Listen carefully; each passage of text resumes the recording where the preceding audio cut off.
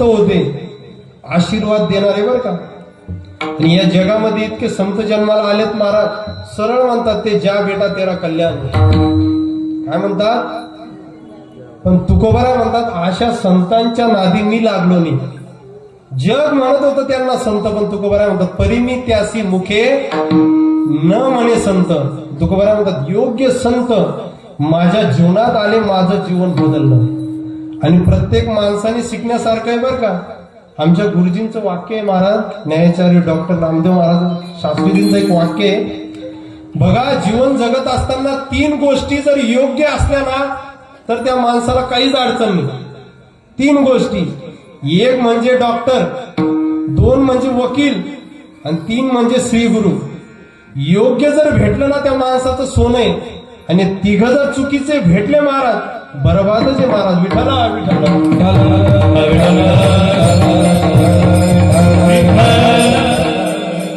म्हणतात आमचं भाग्य आमच्या जीवनामध्ये योग्य संत आले.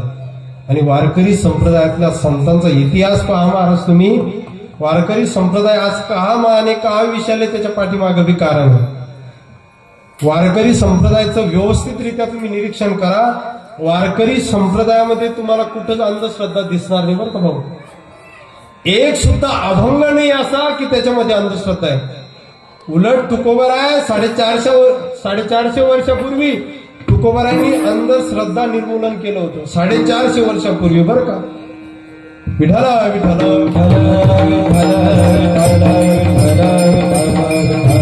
आणि आता इतकी अंधश्रद्धा वाढली महाराज काय सांगू महाराज. किरण महाराज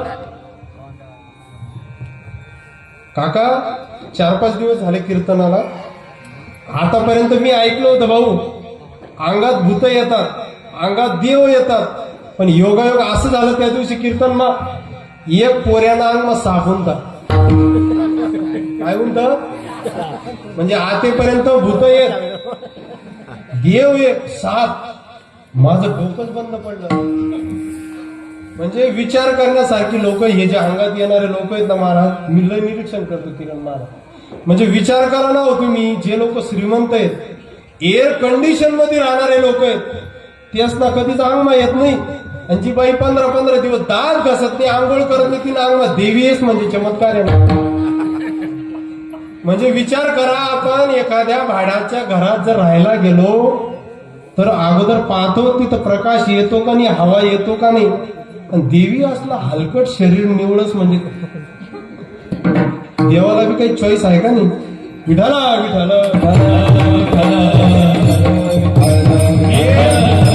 माझ्या मनासाठी सांगत बरं का मी. मानसशास्त्र असं सांगतं, किंबहुना सायकोलॉजी असं सांगतं, जी लोक तिरस्कृत आहेत, ज्यांच्याकडे जग लक्ष देत नाही, अशाच लोकांच्या अंगात येतं महाराज. आणि अंगमा जर उन्हा ना महाराज, नवरा सुद्धा म्हणत आई साहेब काय पाहिजे. कमाल झाली. आता ती बी हलकट असते, ती कोंबड मागते. म्हणजे विचार करा बरं का, एकदम सिंपल सायकोलॉजी. ज्या देवाने विश्व निर्माण केलं, तुझी या सत्याने वेदासी बोलणे, सूर्याची या वृक्षाची या पान हले ज्याची सत्ता. म्हणजे या कणाकणामध्ये जो बदल होतो तो भगवंताच्या इच्छेने होतो. मग सृष्टी निर्माण करणारा देवले साधं कोंबडं खाता येणार नाही का? काही विशेष आहे का? विचार करा ना तुम्ही, काही विशेष आहे का? तुकोबारायांचं इतकं गोड अभंग आहे. तुकोबाराय म्हणतात देवादिकांना काही लागत नाही हो, कोंबडं खायचं यांना असतं. आपुल्या इच्छे आणि का पिढी. विठाला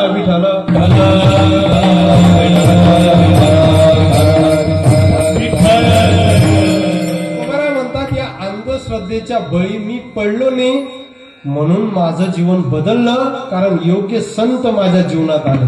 वारकरी संप्रदायाने कधी शिकवलं नाही धागे बांधा दोरे बांधा. फक्त वारकरी संप्रदायाचं महावाक्य आहे महाराज, कर्मण्येवाधिकारस्य महाफलेषु कदाचन. चांगलं कर्म करा, फळ चांगलंच भेटी. आणि वारकरी संप्रदायाने तर एवढी शाश्वती दिली महाराज, नर करणी करेसो नरका नारायणो. म्हणजे तुम्ही भगवंत होऊ शकता, ती शाश्वती देणारा संप्रदाय म्हणजे वारकरी संप्रदाय. विठाला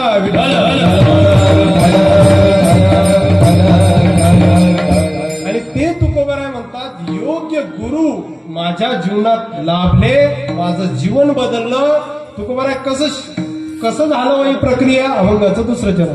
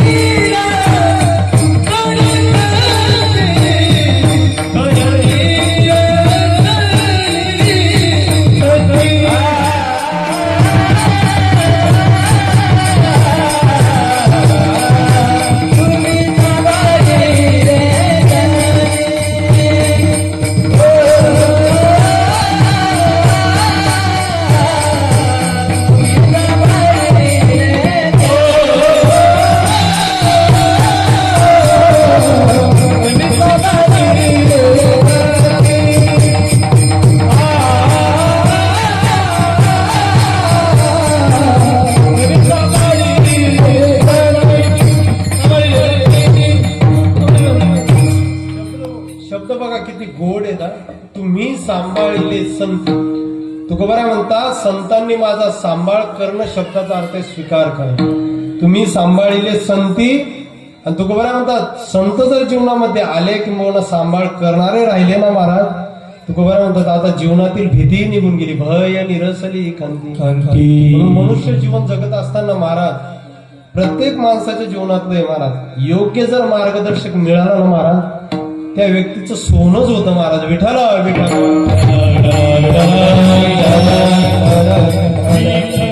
कुरुक्षेत्रामध्ये इतका गोड प्रसंग आलेला आहे महाराज.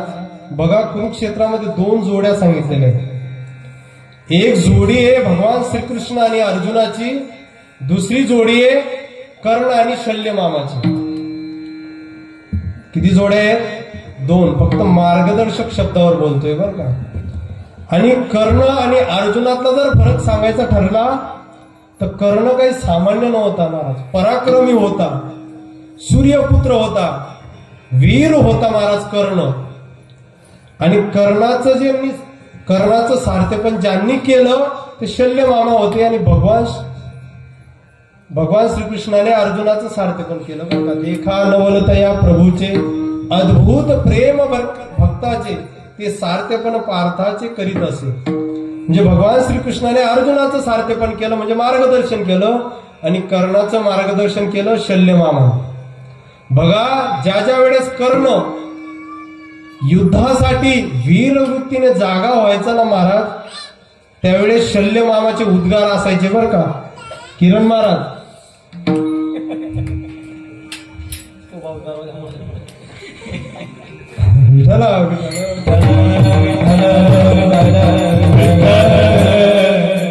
लक्ष द्या बर का. काय माहिती का, तुम्ही जर असं चाकर नाकर काय ना तर पूर्ण सांगायला जी ताकद लागते ना ती ताकद संपूर्ण येऊन जाते. सर्वांगाचे कान करून ऐका. विठाला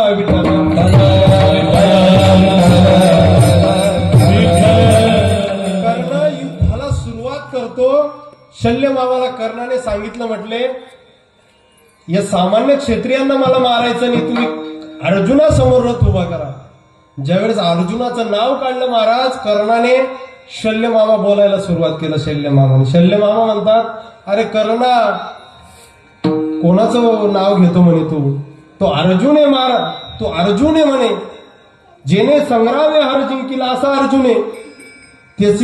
त्याचा अधिकार काय, तुझं बजेट काय, कोणाचं वर्णन करतोय म्हणे. कर्ण सुद्धा सामान्य होता का हो? पण मार्गदर्शक चुकीचा लाभला.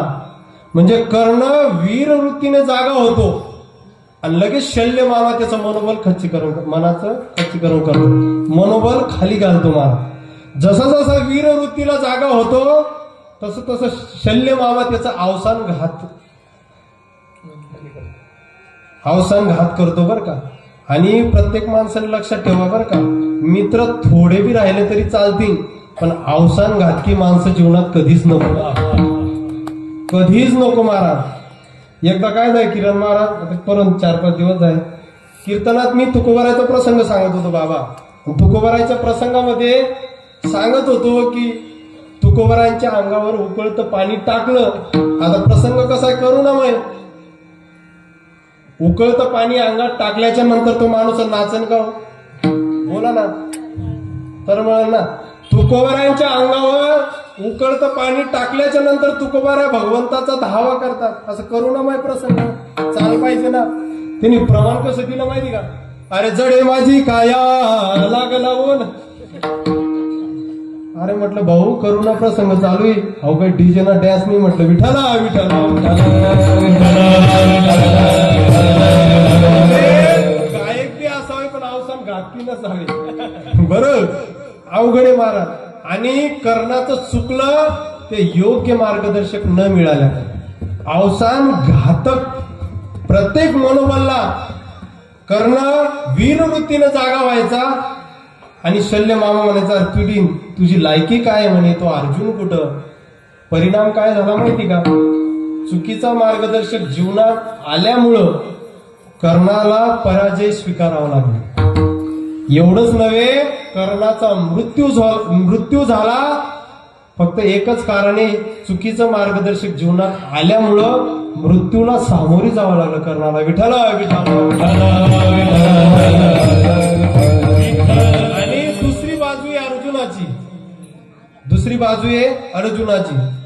अर्जुनाचं युद्ध सुरुवात झाल्याच्या नंतर भगवान श्रीकृष्णाला वाटलं, भगवान श्रीकृष्ण म्हणजे अर्जुनाचं सारथ्यपण करत होते बरं का. सारथ्यपण पार्थाचे करीत असे, देखा नवलत या प्रभूचे. आणि भगवंताला काय वाटलं माहिती का, रणभूमीवर युद्धाची सुरुवात आहे बरं का. भगवंताला वाटलं आता हळूहळू युद्ध सुरू करू सामान्य क्षत्रियापासून. हळूहळू ढाळे ढाळे केतुलीने एक वेळ मार्गाचे बळे निश्चित ठाकू. जीवन जगत असताना प्रत्येक, आपण नेहमी ऐकतो महाराज, जीवन जगत असताना नेहमी कासवाची गती असावी. कोणाची गती असावी, कासवाची जर गती असली तर ते साध्यापर्यंत पोहोचू शकते. आणि एकदम वरती गेला ना महाराज, पडण्याची भीती असते. मग गती कशी पाहिजे, कासवासारखी. देवाला वाटलं हळूहळू युद्ध सुरुवात करू, पण देवाने रथ सामान्य क्षत्रियांसमोर उभं केल्याच्या नंतर अर्जुन बोलायला लागला. म्हणजे देवाला शहाणपण शिकायला लागला. कोण, अर्जुन. देव म्हणतो अरे देवा, यांची लायकी का म्हणे माझ्या समोर उभं राहायची, कोणासमोर रथ उभा केला म्हणतो. येत आले असती आघवे. भगवंत अर्जुन म्हणतो देवाला, देवा हे युद्धासाठी आलेले आहेत कौरव, मला माहिती. येत आले असती आघवे, परी कौनेसी म्या झुंजावे. येथ रणी लागे पहावे येथून या. अर्जुनाचे शब्द किती खतरनाक आहेत बरं का. अर्जुन म्हणतो देवा, अरे युद्धाची यांना आवड आहे, झुंजाची आवडी धरिती, परी संग्रामी धीर नव्हती. युद्धाची आवड आहे म्हटले यांना, झुंजाची आवडी धरिती, परी संग्रामी धीर नव्हती. म्हणजे माझ्या बरोबर युद्ध करतील एवढी क्षमता यांच्यामध्ये नाही म्हटलं. आणि तू कोणासमोर उभा केला, यांची लायकी नाही म्हणे माझ्यासमोर. आता तो जग ईश्वर आहे महाराज, देवासमोर लायकी काढली महाराज. चतुरा तो शिरोमणी. देव म्हणे तू त्यांची लायकी काढतो का, थांब म्हणे भाऊ तू. मग देवाने अशा लोकांसमोर रथ उभा केला, देवाने रथ वळवला आणि अशा लोकांसमोर उभा केला. तर समोर कोण होतं, भीष्म द्रोण प्रमुख होतं. भीष्माचार्य आणि द्रोणाचार्य समोर. आता याची लायकी त्यांच्या समोर उभं राहायची. कोणाची, अर्जुनाची. आणि ते भीष्माचार्य आणि द्रोणाचार्यांकडे पाहिलं महाराज, हातातलं गांडीव निसटलं, खाली पडलं महाराज. आणि अर्जुन हादरला महाराज. ज्ञानोबराय गोड वर्णन कर. ज्ञानोबराय म्हणतात मनी गजबज झाली. मन कसं झालं अर्जुनाचं चल विचल. आणि प्रत्येकाने लक्षात ठेवा महाराज, युद्धामध्ये शरीराने किती मजबूत असा, जर तुमचं मनोबल खचलं ना महाराज, तर युद्ध पूर्ण होऊच शकत नाही महाराज. कारण मानसिकतेनेही मनुष्य स्ट्रॉंग पाहिजे बरं का. आणि अर्जुनाचं मन हे चल विचल झालं महाराज. मानसिकतेने खचला अर्जुन, हातातला गांडीव खाली पडला आणि खाली उतरला आणि भगवंताच्या पाया पडायला लागला. म्हणे देवा मला युद्ध करायचं नाही. म्हणे काय बोलला तो, मला युद्ध करायचं नाही. देव म्हणे आते तू येस नाही, लायकी काढी होते म्हणे येस नाही. आणि आते म्हणणार येस समोर येस देखील सण युद्ध करा. बरं आता हे जे युद्ध आहे म्हणे ते माझ्या काही स्वार्थासाठी का, याचा परिणाम काय होणार आहे. युद्ध जर जिंकले तर तुझा भाऊ राजा होणार, तुम्ही राजे होणार, यात माझा काय स्वार्थ आहे. अर्जुना वेड्यासारखं करू नको, युद्ध कर म्हटलं. पण अर्जुनाचं मनोबल खसल्यामुळं मग भगवंत काय करतात माहिती का, जसं एखादी आई आपल्या लहान मुलाला शिकवते ना महाराज, तसं अर्जुन छोट्या छोट्या गोष्टी शिकवायला लागतात. देव अर्जुनाला छोट्या छोट्या गोष्टी शिकवतात की अर्जुना तू कोण आहे, जेने संग्रामे हर जिंकिला. म्हणजे भगवान शंकराला हरवणारा तू आहे. म्हणजे अर्जुनाचं हळूहळू मनोबल वाढवायला लागले. आणि परिणाम काय झाला माहिती का, अर्जुनाचं मनोबल वाढल्यामुळं अर्जुनाने गांडी उचलली. परिणाम असा झाला महाराज, योग्य भगवान श्रीकृष्णासारखे मार्गदर्शक होते म्हणून अर्जुन युद्ध जिंकला. म्हणून जीवन जगत असताना योग्य मार्गदर्शकच जीवनात असावा. विठाला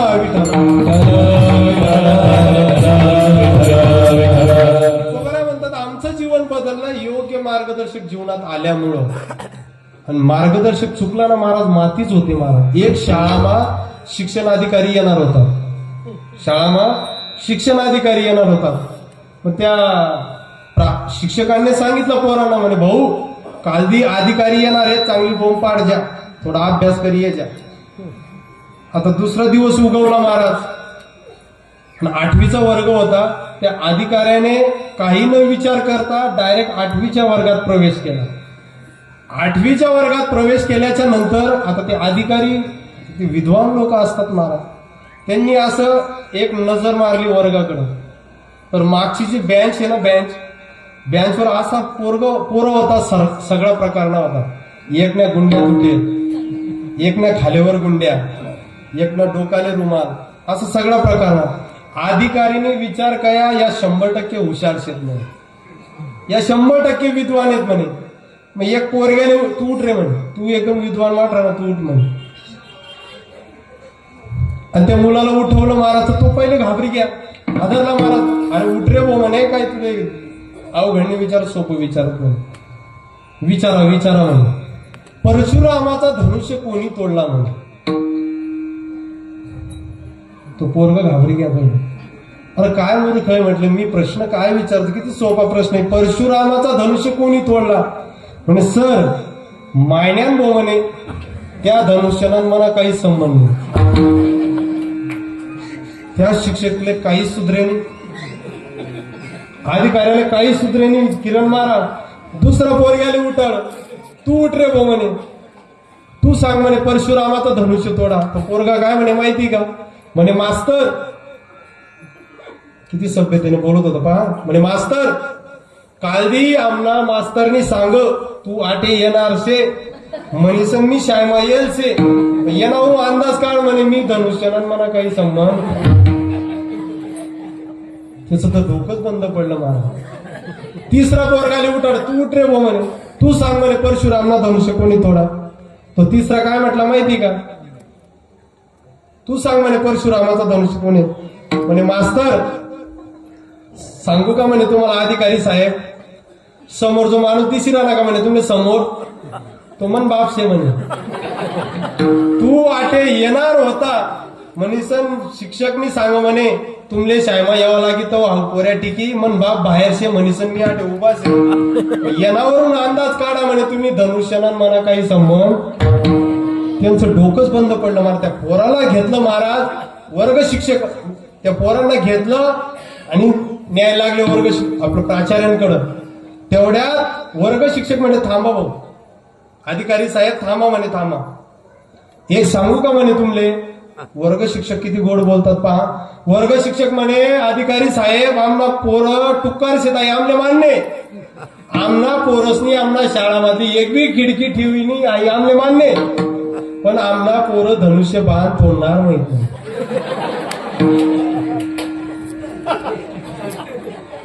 त्या अधिकाऱ्याचं डोकंच फिरलं मला. त्या अधिकाऱ्याने त्या वर्ग शिक्षकले बी लिहिलं, त्या तिन्ही पोरसले लिहिलं, प्राचार्यांकडे नेलं, मुख्याध्यापकांकडे. मुख्याध्यापक साहेबांकडे नेल्याच्या नंतर मुख्याध्यापक साहेबांना सांगायला लागले, का हो मुख्याध्यापक साहेब, काय मूर्ख विद्यार्थी म्हणे तुम्ही.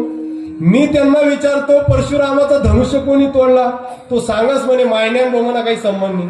दुसऱ्याने विचारतो वेगळं सांगत.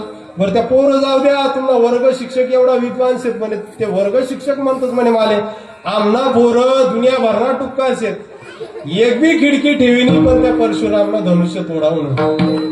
आता काय करू मला काही सुचीनी राहिलं. मुख्याध्यापक साहेब काय बोलले माहिती का, अरे अधिकारी साहेबांना खुर्ची आणा म्हणे जवळ. असं जवळ बसवलं महाराज अधिकाऱ्याला. बरं म्हणे साहेब कसं आहे म्हणे माहिती का, पहिलेच आमना शाळावर 4-5 केसी चालू आहेत म्हणे, तुम्ही एक काम करा म्हणे, काही लिहिदीचं ना ते जळा कळालं. धन्यवाद. काही विनोद फोडजे असतात बरं का. एक गावमा किरण महाराज एक आजीबाई होत्या. आजीला विचाराने म्हटलं, आजी तुम्हाला गावना सरपंचनी बाई कोमामा चालली गेली. त्या म्हातारीने काय उत्तर द्यायला पाहिलं होतं. ती म्हातारी म्हणे त्या मोठा लोक आहेत म्हणे, त्या कुठे बी जातील म्हणे. अरे म्हटलं कोमामा गया तो विठला जीवनात मार्गदर्शक योग्य असावा. तुकोबाराय म्हणतात आमचं भाग्य आहे की ज्ञानोबारायांसारखे संत आमच्या जीवनामध्ये लाभले, तिथून जीवन बदललं. आणि तुकोबाराय म्हणतात ज्ञानोबारायांनी स्वीकार केल्यामुळं जगाचा मालक सुद्धा मागे